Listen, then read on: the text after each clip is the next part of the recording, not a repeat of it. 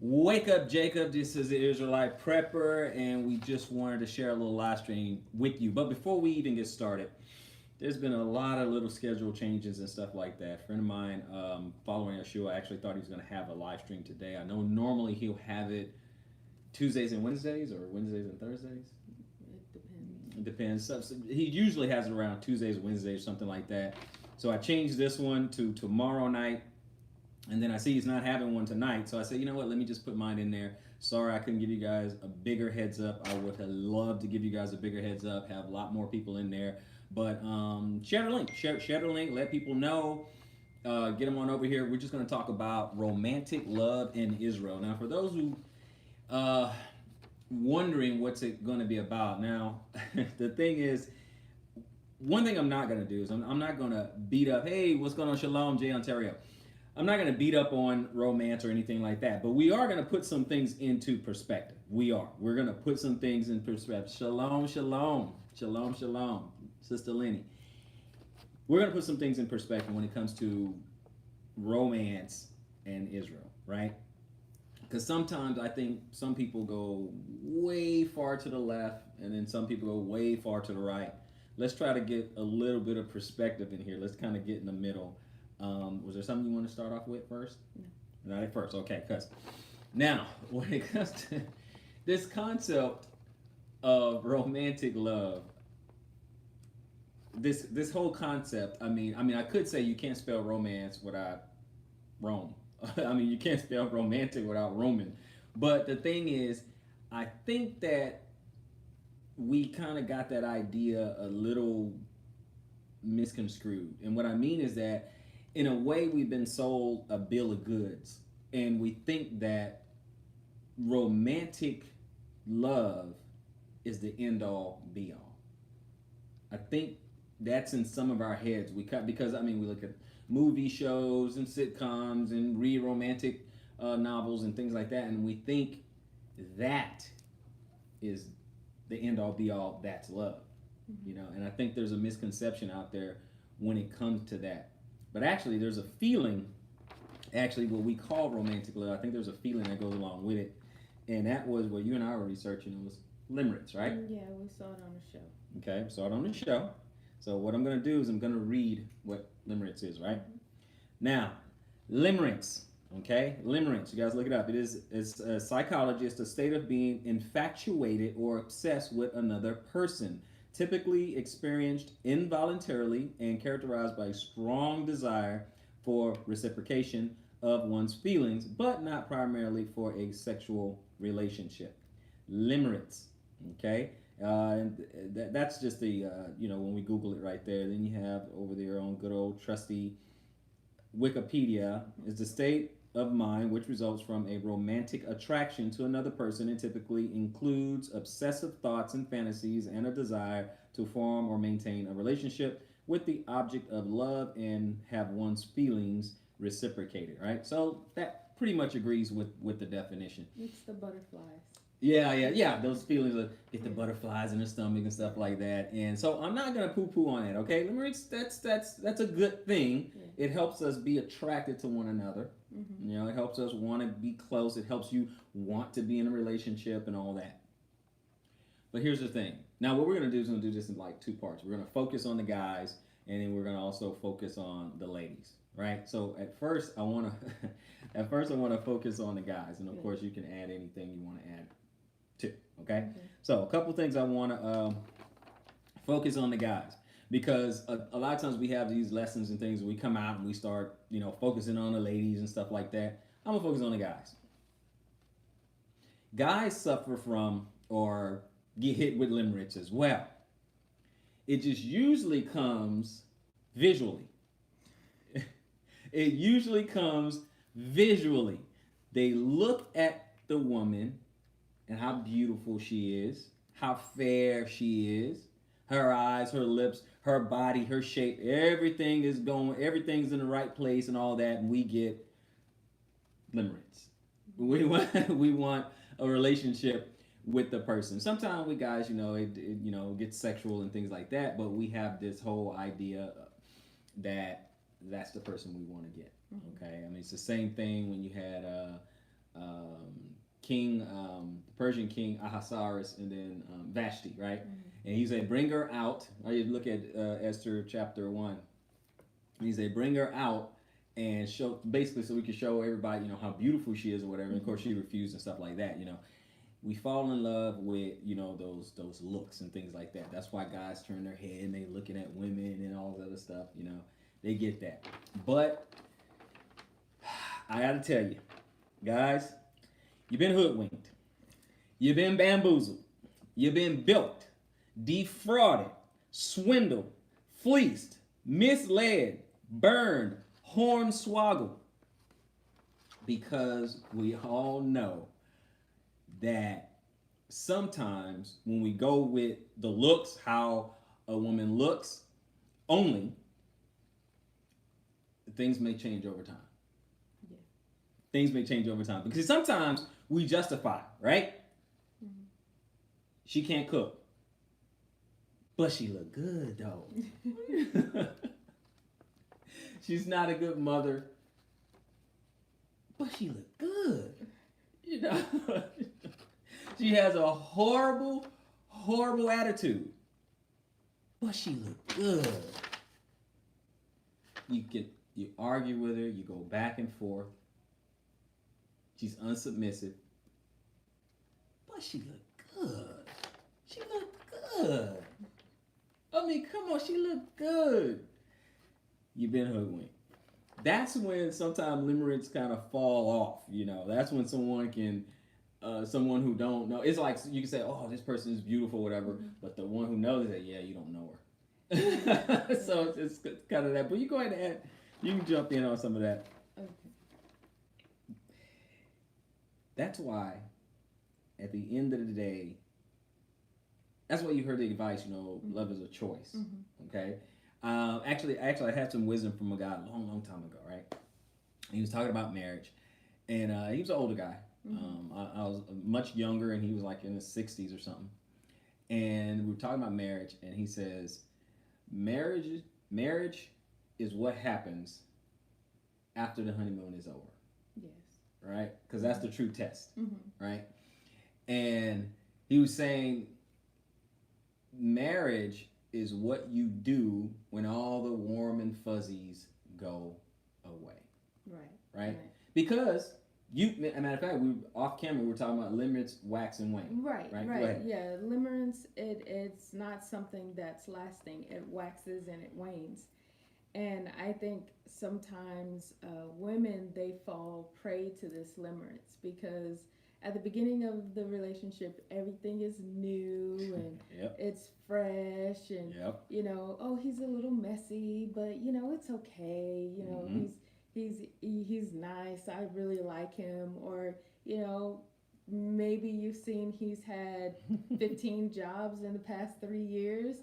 But you make excuses for it. You rationalize it because Okay. of that limerence. Shalom, Rosie. How you doing? And so then when that limerence wanes, Mm-hmm. you look at the same dude. Same dude. And you're like, when are you going to go to work? And you're always sitting here playing video games and cutting your toenails on my carpet. You see? But the truth is, he's been doing that the whole time. Same thing. But limerence made you feel differently about it, Yep. That's those warm and fuzzies, what they call the rose-colored glasses. That's what they call the rose-colored glasses. That person been doing that the whole time. Yes. But you didn't care before because of those limerence. Yes. Right? Yes. So so with guys, it was those looks. Mm-hmm. It was she looks great. It was seductive. She was just seductive. Whatever the case may be, you look biblically. It's like Samson and Delilah. We can see how terrible she is a mile away, but somehow, some reason, Samson couldn't do it. He couldn't do it. We can see it a mile away, but no, not poor Samson. He didn't. Because she was so beautiful. Mm-hmm. That's what he wanted. Mm-hmm. David knew he was doing wrong. He knew he had no business with Bathsheba as long as Uriah was alive. But because how she looked, he had to have her. Mm-hmm. Right? So the men fall for it. They fall for it, and you're right. So the men fall for it. We usually do it for the looks and stuff like that, and then for women, It's we fall for it too. You know, it's that he's that knight in shining armor. mm-hmm. You know, he comes in and he's so smooth, he's so suave. You know, he talks real nice to you, Yep. makes you feel good about yourself. You Right. know, and so we just kind of overlook some of those things. And how we even got talking about limerence Yeah. was because I read something about arranged marriages. There you go. Talk about that. And Talk about that. outside of the U.S., of course. Talk about it. And so there were a couple people on this thread that were not for the arranged marriages. Mm-hmm. They were for marrying for love. Okay. And they said, you know, poor kids in another country, and I use that loosely, kids, you know, they're young adults. They shouldn't be forced to marry each other. What if they don't love each other? Mm-hmm. You know, y'all listen to this. What if they should be allowed to marry people that they love? Mm-hmm. And so someone from Africa, he actually said, well, arranged marriages are very popular mm-hmm. where I live, and he says, but our divorce rates are really low. Listen and to that. in America, your divorce rates are really high. So what does that say for your romantic love? It's interesting you say that because I read a couple of articles. I read some of these articles, probably read about 4 or 5, and so the range, the numbers change here and there, but it's 50% or higher, right? Mm-hmm. Roughly. It depends on which article you look at and stuff like that, but it's roughly 50% or higher. And then you gotta watch out for some of the things that it says, because it'll say, in some of it, it'll say that it's 4.8 people, okay, that it went from 4.8 people to 3.6 people per thousand, okay? But it said people. In all the articles, it kept saying people. It didn't say married couples or anything like that. It said 4 point, I think it's to skew the numbers, yes, right? it is. It's just to skew the number. So it doesn't look so bad. Yeah, it doesn't look quite as bad. It says, okay, it's 4.8 people or couples out of 1,000 people, not 1,000 couples. Mm-hmm. So you got to be careful with some of that. No. It's pretty bad. Okay. Yeah. So the thing 50% of married couples, but you also have, that's a little skewed too, because of this romantic love, people can't get to marriage, or people decide not to get married at all. You know, under the Roman paradigm. Right. And so what they're doing is, for example, I've seen it, you know, in my family. They're with someone, and then when limerence fades, they say, "Oh, well, you know, that wasn't meant for me," or that's the deception. You know, we fell out of love. Yep. We grew apart. You know, yep. Well, if the thrill is gone, so if we were meant to be together, you know. We would still feel this that would way. Be working out if we were meant to be together. This would be working out. It wouldn't be a problem. And the thing is, limerence is something that waxes and wanes. Absolutely. We've been together for 20 plus years. Yeah. And it definitely waxes and wanes. Yeah. It grows, it shrinks. Yeah, it definitely waxes and wanes. That's every relationship. That's why they're saying, you know, these relationships, you know, take work. But it's a little bit easier when everybody assumes their role. And I think the reason why you got to have, in America, in the West, we have this 50% divorce rate, okay? I've been in relationships, been in failed relationships, and the reason we have this 50% divorce rate is because not checking out all the boxes. Yes. Right? Yes.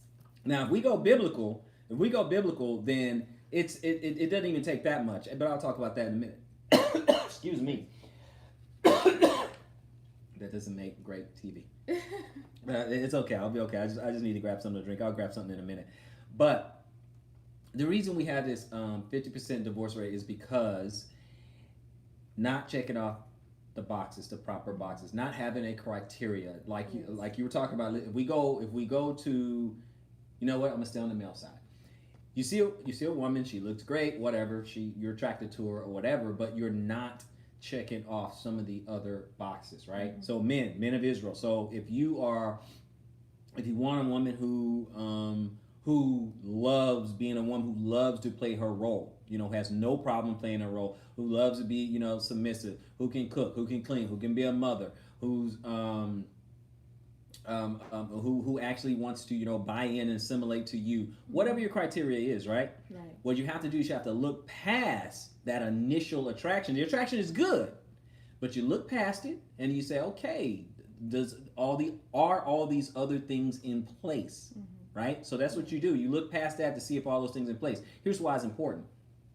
Okay, since we already stated that limerence wax and wane, when you are in a one of those winter seasons and those waning seasons, right? When you're in one of those waning seasons or whatever, if all those other check boxes are there, right? But the limerence not there, not that romantic, that little spark is not there, whatever. The relationship is still good. Right. If you don't want to do all the cooking, Mm-hmm.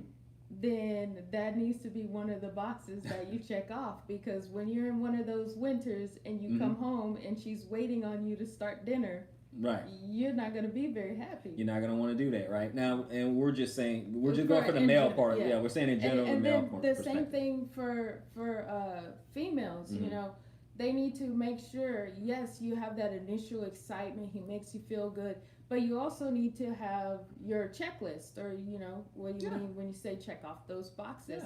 Yeah. You need to ask some questions. Yeah. What is his vision? Where does he see himself in 5 years? There are some observations you need to make. In Israel, we see a lot of women who are in some bad situations. Sure. But some of those can be alleviated if they spent time and they just observed. How does he behave when he's upset? Yeah. When the gas pump won't take his car, is he cussing and kicking the thing? Did he start breaking the gas pump right now? Just banging on it, Yeah, so when something, happens with the bills or whatever, and he has to talk to someone on the phone, how is he talking? Is he staying calm, or is he getting really frustrated and irate? And are you comfortable with his level of frustration? Yeah. Those are some things that we as women need to observe before we decide to say yes to someone. Yeah. Is he a provider? Is he a provider? And I think that's why I think Sister Gina Murray's book, The Them and Him, I think that's great, both for married couples and for single women, because she goes over some of those things that you should look for. She goes some of the things you should be looking for. Exactly. Right. It's those check boxes. It's because, don't get me wrong, again, we're not poo-pooing limerence, is because it's the whole reason why we procreate and stuff, because there's an attraction. There's an attraction there, so it's good. But what I'm saying is that you got to go past that to make sure that these other things are going to be fulfilled, because you can look at it one or two ways. Okay, if you can have something in one hand or the other. You are physically attracted, and on the other hand, there's all those other things that you want. Submission, assimilation, motherhood, and all these things that a guy, your list, whatever list you want, but it's over here. And then you have the physical attraction and things like that. And I mean, limerence, I'm coming from a guy's perspective, right? So you have that. So if you had to take away one, because a lot of times when a relationship is bad, all that criteria is not in play, right? So if those things are not in play, then all you have is, okay, she looks okay, but then everything else is bad. The limerence wane, and now you're like, what we said earlier, the thrill is gone, right? Yeah. So from the male perspective, you've been bamboozled. Now we're going to start switching over and going to the female perspective, but I just wanted to say, you got those boxes have to be checked off, whether it's attitude or intellect, anything. I mean, some guys they want women who have a good head on their shoulders, who have some sort of education, have some sort of common sense or whatever. I mean, me personally, I like a good conversation. I don't like it if I'm trying to converse with someone and I'm looking and the wheel is spinning, but the hamster's dead. But I'm like, can we talk? Can we communicate? Something like that. So something has to be there. Something has to be there. Something that I can work with. But we're gonna get into the female side of it. I like that article that she was talking about, right? that you said that people were getting irate. Yeah. They were getting pretty irate because it was an arranged marriage, right? Mm-hmm. And it's funny. It's funny because even in the Bible, obviously, there's plenty of arranged marriages, right? But it's funny how these arranged marriages have a lower divorce rate than the romantic love, marrying for romance. Mm-hmm. You want to know why that is? Because in an arranged marriage, the person who is arranging a marriage, biblically speaking, the father, right? He's looking for a guy. He ain't worried about limits. Right. Can he provide? Can he protect? Can he cover my daughter? Mm-hmm. You see what I'm saying? Right. Can he do all these things? Okay, the love, that other part will come. I mean, look at the case of Isaac and Rebecca. She met him one day, married one day. Okay, they stayed together until she died. Right? So that's what I'm saying. I'm like, it just doesn't.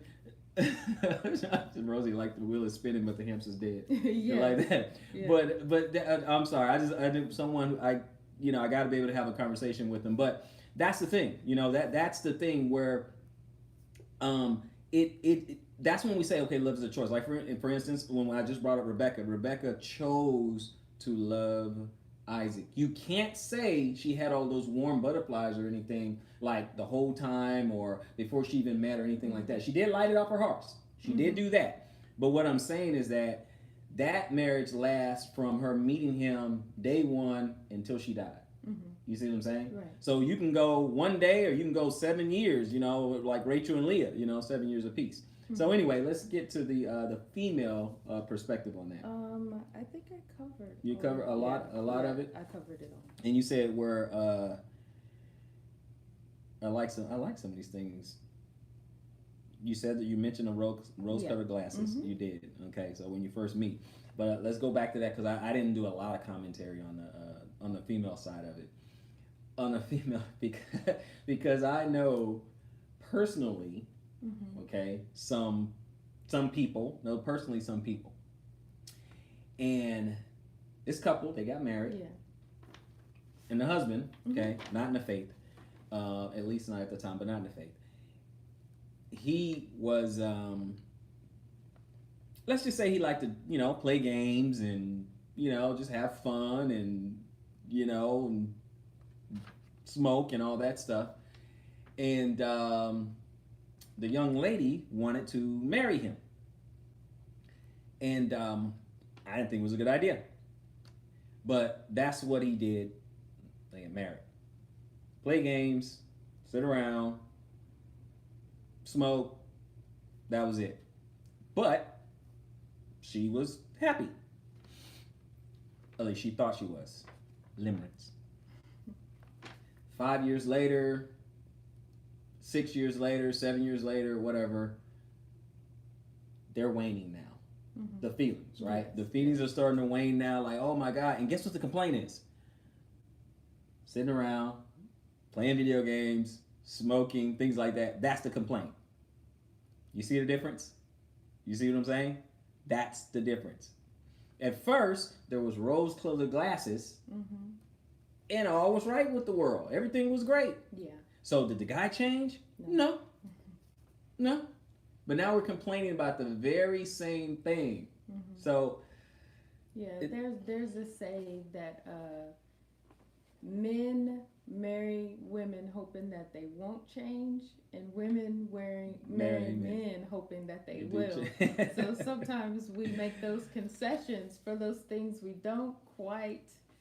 Yeah. I that just kind of gets me just a little bit. But after we get married and we have kids, I'm pretty sure he's gonna, put away his toys. Oh yeah, that'll change everything. Yeah, that'll change. Yeah, that'll change. It's like just like having kids. That fixes everything if he has a room full of toys before you met him, he's gonna have a room full of toys. While you're married, unless you put those in the garage, and then he will be in the garage. Yeah, exactly. Look, that's what's gonna happen.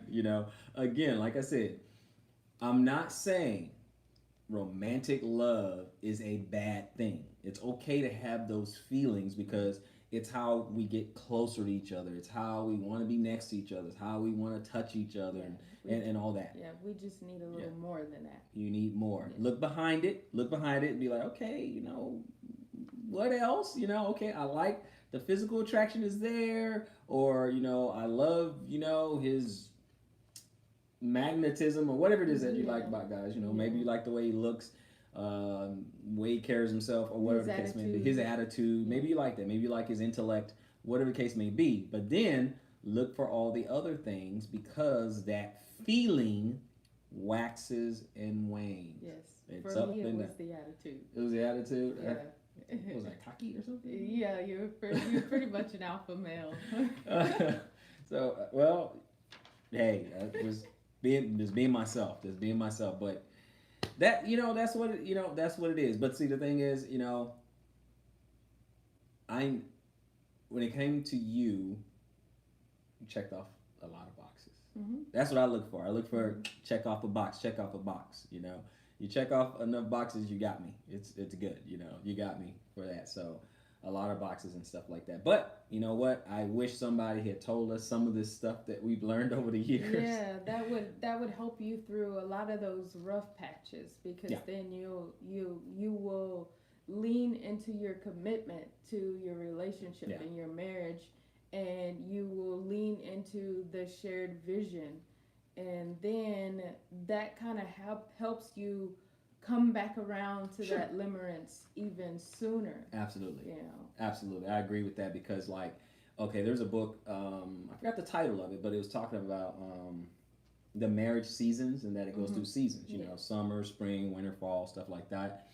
And obviously the worst part of the relationship is the winter season. It's the dead season. Nothing's going on. You feel like you don't really even love each other anymore. You start to question it and things like that. You're just doing your day-to-day thing. You're doing your day-to-day. It's just not working, right? I mean, that's how you feel. Mm-hmm. But the thing is, if you have all those other things, then it's easier for you to get back to the things that promote limerence. Right. To those things that promote those things, right? I mean, because if you don't have those, I like to keep saying the criteria or the check boxes and things like that. If you don't have that, there's almost nothing to work with. You know what I'm saying? You just don't want to be in a relationship, because there's no substance there. There's nothing there, right? But if there is something there, then you're more inclined to want to get back, to the relationship. Right. Now, also, I wanted to address, there might be some viewers out there and they're like, well, Israelite prepper, I'm already married. It seems like everything you're saying is, if you're going to choose someone, then make sure they check off boxes. But I've already chosen someone, so what do I do? And my suggestion for those of you that are in a waxing or feel like you are in a winter, especially for my females, for my sisters, is I would say meditate on those things that first brought you to the limerence. What did he do? There isn't a male out there who was just horrible and you just fell in love with that. Right. There are some things. Maybe it was his swagger, maybe it was his confidence, or maybe it was something physical, maybe it was the way he made you feel about yourself. Then ask him for those words of affirmation, so that you can bring yourself back to that limerence. What was it that I first fell in love with? Yeah, and there's, like I said, there was books with the seasons of the relationship, seasons of marriage, but then everybody's heard 5 love languages and stuff like that. Again, if you start speaking that, if you start operating from that particular paradigm, then the limerence starts to come back. Okay, the limerence starts to come back. Don't get me wrong. We're all we believe in patriarchy, but at the same time, we're like, okay, how do we stay, in a harmonious, loving relationship? How do we stay in that spot? How do we get there? Because a patriarchal relationship doesn't mean that it's unloving. No, of course not. It's actually the opposite. It's the opposite. Yeah, we're commanded to love. Yeah, husband loves your wives. I feel like, in a patriarchal marriage, a husband is most of the time, in my experience, is more in tune with his wife's needs Mm-hmm. and more in tune to the fact of sometimes you know she needs something, but she doesn't know she needs it. That happens when You you're in know, tune. yes, when you're in tune, and there have been seasons where I needed more discipline, and in order to feel better, I guess I should say. You know, sometimes I felt kind of out of control, like things were spinning and overwhelmed, and you knew I needed more of that control. And so you provided that structure. You provided more of that presence in my day to day. Right. And I didn't like it at the beginning Mm-hmm. because I felt like I was being micromanaged. Mm-hmm. But that was before we were in the truth. Once we were in the truth, and now you see that, okay, she's getting to the point, and you just have this catchphrase, you know, I'm taking you out of the driver's seat. Yeah, I'm taking the wheel. I'm taking the wheel. And Yeah. so that helps me to feel more secure Mm-hmm. because I know that with my female emotions, I'm not going to end up saying or doing something that I'm going to regret later. Yeah. And so, yeah. Yeah, and I do that. I'm like, okay, that's my phrase. I'm taking the wheel. So when if she gets emotional, okay, if she gets emotional, whatever, meaning logic is not getting through. It's uh, making a logical appeal and it's not getting through because it's clouded by this barrier of emotion. Then I just simply, tell her, I'm gonna take the wheel, right? And so sometimes when we're emotional, it's kind of out of control. We're not thinking straight, that sort of thing. And so just take the wheel and get out of that emotional state. Mm-hmm. Okay, then we talk about it, and then all of a sudden she's heading back into a good, positive emotional state. You see, Mm-hmm. and it works. Yeah. Every time. It works pretty much every time. So we get back to that happy, that state, right? Right. So all I want us to do is see. I wanted us to understand that limerence is the icing, but it's not the cake. Okay, it's the icing, but it's not the cake. You see what I'm saying? It's not the real. It's not the that really drives you.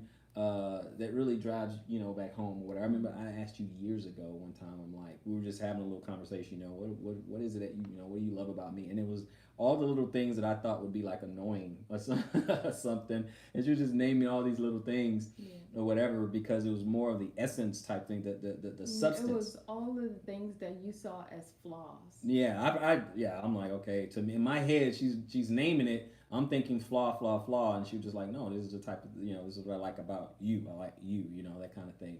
So that's what I wanted to just bring about. I just don't want the reason why a lot of it fails is because we're not looking behind.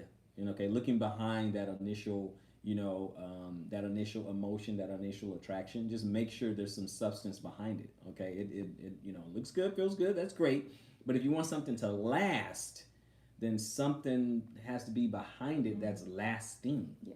Okay, that's lasting. So anyway, that's what we wanted to just drop on you guys a little bit, and I just want to let you guys, hey, some of the guys, see, it's not just me. It's not just me, guys. Look, final note for the sisters and the brothers. Look, know what you need, okay, for your vision. You know what your vision is. You know what your plan is for your family. You know if whether or not you want to build a tribe or not or whatever. You know what you need, right? So you look for that need. You look for those who are going to fit that bill, right? You look for those who are going to fit that bill. Because like I said, I mean, biblically, there were arranged marriages, all right? And then as far as that, if you're now no longer a virgin, then of course women are free to choose their own, husband and head and stuff like that. So we'll transition to that in a second. But you know what you need, right? So all those, little fuzzy feelings and everything, that's great, okay? But you want to be looking and asking deeper questions, right? You want to be looking and observing, asking deeper questions, all right? Because you don't want to get hoodwinked and bamboozled and bilked, okay, and hornswoggled because you didn't look any deeper, right? So, ladies, you need to look a little bit deeper as well. Okay, whatever it is that attracted to the guy, he could have been a single guy at the park playing with his children, and you'd be like, oh my God, he's so great with children, or whatever the case may be. That's great. That's good.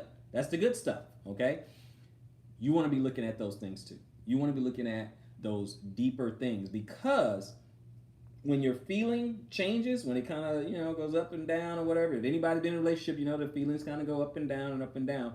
When it does that, you still want to have something to go back to. Okay, something to go back, something to hang on to. Because what happens? You go to counseling. What do they do? What was it that had you fall in love with that person before? That's what I was stressing for those Mm-hmm. that are already married, and they're trying to figure out what's going on here, and, Mm-hmm. and the they're in a winter or maybe in a fall, Mm-hmm. in order to bring you back, in order to make that limerence wax. Mm-hmm. Go back to the beginning. What was Yeah. it you first fell in love with? Absolutely, absolutely. And guys, this applies. Mm-hmm.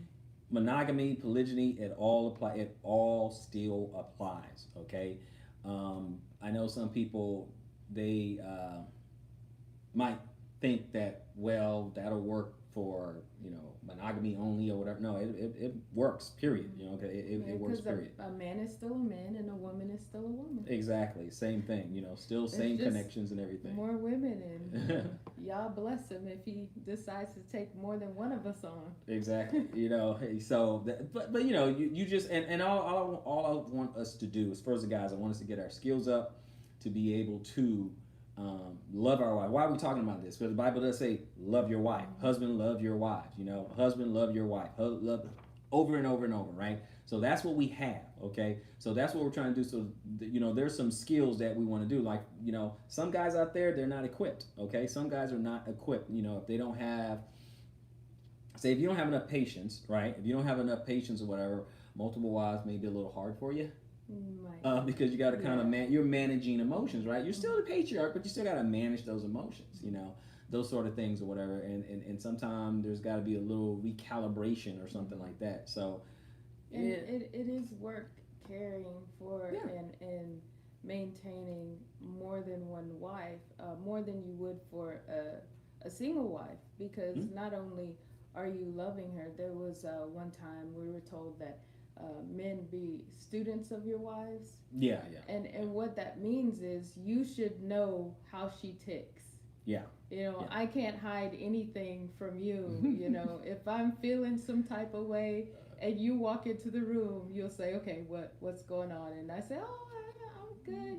You know me, and you know everything that makes me tick, all of my quirks. And so that's what I think he meant when he says for husbands to become student of their wives. You should know your wife better than anybody on the planet, including her parents, because you know me better than anybody, deeper than anyone, better than even my own mother. Yeah. And I think that's what makes for a good, fulfilling relationship for both the husband and the wife. Yeah, even though your mother wouldn't agree with that. But you're supposed to know even more than the parents and stuff. So it hey, it's just a few little things, like being a student, or you might say being an observer of your wife, and study and just kind of get to know her, just on a deeper level, so you can lead her. That keeps you from buying orchids when she likes roses. stuff like that. If some of them like that, because we talked about 5 love languages and stuff like that. But that's if she's into that type of thing. Okay? If she's into that, or she may be into words of affirmation, so she may need to hear. And sometimes men, they say things, and when you say something, you mean it. Yes. you tell her, I think you're a great mother. Yeah. And you mean it. And then she may never hear it again for 5 years. And you're like, and then she says, well, you don't think I'm a great mother? He's like, yes, remember I told you that you're a great mother. We're pretty literal. But if her love language is words of affirmation, she needs to hear that a lot. You're a great mother. And not just that, all the other things that you like about her, all the other things that make you feel blessed that she is your rib. Absolutely. See, That's what you need to do. I agree. You know, and sometimes I say a lot of this with caution or whatever because, you know, some guys be like, "Well, that's not how I run my house." You know, I don't run my household No, that I'm way. not trying to tell anybody. Yeah, how to look, run their house. hey, fellas, you run your household however you want to run your household. I'm just trying to throw out a few things that may help. You know, if like we've been talking about love language and stuff like that. There's a book. Um, yeah, called Five Love Languages. For those who may not have read it, it's an old book. You know, it's a number of years old or whatever. But anyway, the Five Love Languages. Physical touch, gifts, words of affirmation, acts of service, and one more thing, quality time. Right. So that means people tend to give out, you know, what they want back. Right. They usually speak their own love language. Okay. So if my love language is physical touch, meaning I like to be close. Okay, I like to be close. I like to touch. I like, you know, back rubs and foot massages and all that stuff. I'm sitting on the couch and I'm putting my feet on you. Yeah, sitting on the couch, lay my head on you, put my feet on you, whatever, that kind of thing. Because it's just that touch. That's touch. It's just how I say, you know, I care about you in the moment, kind of thing, right? Or if you're words of affirmation, you know, if I'm a words of affirmation guy, you know, I'm gonna be giving a bunch of compliments and affirming, you know, I'm gonna be affirming, hey, you know, you know what's so special about you, X, Y, Z. You know what I love about you, X, Y, Z. You know, and if your husband's love language is words of affirmation, hearing often, and I think the sisters did a stream about this, about things that you admired about your husband. Yeah. And he needs to know those things. Yeah, he does. Especially, I mean, even if his love language isn't words of affirmation. If he goes out into the world, they're already beating him down and not making him feel his true worth. But if you are there waiting for him, or you know, whenever you two come together and you tell him exactly what are those things that you love about him, what are those things that make you proud to be his rib, you know, then that will go very far. Absolutely. Yeah, absolutely. I agree with that. So it just, you know, it just depends. Like I said, I'm just offering up a few tips here and there. You know, a few tips here and there. I want to say a special shalom and salute to good brother in the faith, following Yeshua over there in his channel, and then his wives, the daughter of Sarah, right? Daughters of Sarah. You know, shalom to you guys over there. We keep up with you guys and stuff like that, but we just wanted to kind of, you know, offer a few things out there that can help. Again, fellas, run your house however you want to run your house, okay? You're still the guy, you're still the head, you're still the man, stuff like that. I'm just saying one of our primary goals is having peace and harmony in the home, right? So I know there's some guys out there who will probably see the video later or whatever, and they'll understand that they can have a home and there is a lot of disharmony, a lot of tension, a lot of stress, a lot in the home. And so we as husbands need to be equipped on how to get that peace back. Okay? How to get that peace back. Sometimes it calls for us to have a rod, and I'm not talking about hitting your wife. I'm not talking about that. I'm just talking about being firm. Okay, that's all I'm saying. Yeah, metaphorically speaking. Okay, and then sometimes it's called to be gentle, right?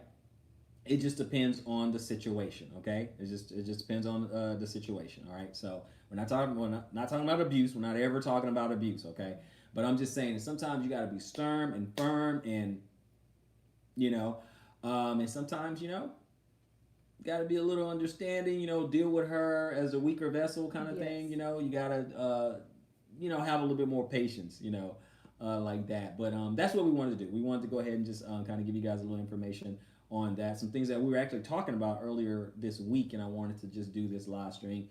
I apologize for the, I guess, changing the you know, we're gonna have it tonight, we'll have it tomorrow, we'll post it in. I mean, it just got kind of crazy. I just didn't want to